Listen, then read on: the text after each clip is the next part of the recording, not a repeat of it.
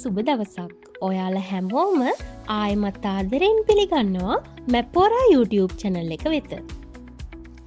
අපි අද වීඩියෝ එකෙන් කතා කරන්නේ සිතියම් වල අරමුණු සහ කාර්යයන් පිළිබඳව. සිතියමක් කියන්නේ සරල චිත්‍රයක් නෙමෙයි. තොරතුරු සංනිවේදනය, පර්යේෂණ සහ තීරණ ගැනීම සඳහා උපකාරී වන මෙවලමක්. සිතියම් වල අරමුණු. සිතියමක ප්‍රධාන අරමුණ තමයි තොරතුරු දැක්වීම සහ අවබෝධ කරවීම. අපිට සිතියමක් මගින් ලෝකයේ ස්ථාන හඳුනා ගන්න, දත්ත විශ්ලේෂණය කරන්න සහ ප්ලෑනින් කරන්න පුළුවන්. සිතියම් වල කාර්යයන්: navigation, reference, analysis, presentation, decision support, exploration, prediction තමයි සිතියම් වල කාර්යයන් විදියට දක්වන්න පුළුවන් වෙන්නේ. සිතියම් භාවිතා කරන ප්‍රධාන කාර්ය තමයි දිශානතිය සොයා ගැනීම. කාලය, දුර, පතය, නාවික මාර්ග හෝ ගුවන් මාර්ග හොඳින් සලකා බලන්න සිතියම් උපකාරී වෙනවා. සිතියමක් කියන්නේ රෙෆරන්ස් ටූල් එකක්. ඒ කියන්නේ අපිට තොරතුරු සොයා ගැනීමට, ස්ථාන හඳුනා ගැනීමට, යටිතල පහසුකම් සහ සීමා පිළිබඳ දත්ත ලබා ගැනීමට සිතියම් භාවිතා කරනවා. සිතියමක් මගින් විශාල ප්‍රමාණයේ දත්ත විශ්ලේෂණය කරන්න පුළුවන්.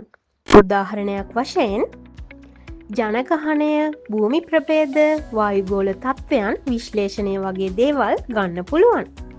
සිතියමක් කියන්නේ තොරතුරු දැක්වීම සඳහා භාවිතා කරන හොඳ ටූල් එකක්. ඔබේ ඕඩියන්ස් එකට ඩේටා විෂුවල් ෆෝම් එකකින් පැහැදිලිව තොරතුරුම ලබා දෙනවා ඉදිරිපත් කිරීමක්. එහෙම නැත්නම් ප්‍රසන්ටේෂන් එකක් මගින්.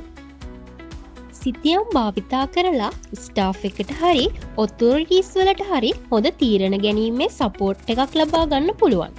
උදාහරණයක් විදියට disaster management, urban planning, resource allocation වගේ දේවල් ගන්න පුළුවන්.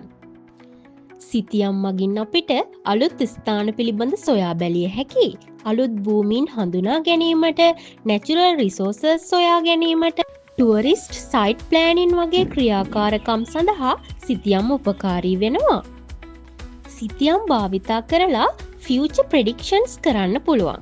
Climate change, flood risk zones, urban expansion වගේ ෆියුචර් ප්ලෑනින් සිතියම් මගින් කරන්න පුළුවන්. මේ වීඩියෝ එකේ නිගමනය විදියට ඔබ දැන් දැනගෙන තියෙන්නේ සිතියම් වල කාටත් ප්‍රයෝජනවත් කාර්යයන්. නෙක්ස්ට් වීඩියෝ එකේ අපි බලමු සිතියම් වල අංග. Like, share, subscribe and comment කරන්න අමතක කරන්න එපා. බොහොම ස්තුතියි. මැප්පෝරා සමග ඉගෙනීම සරලව.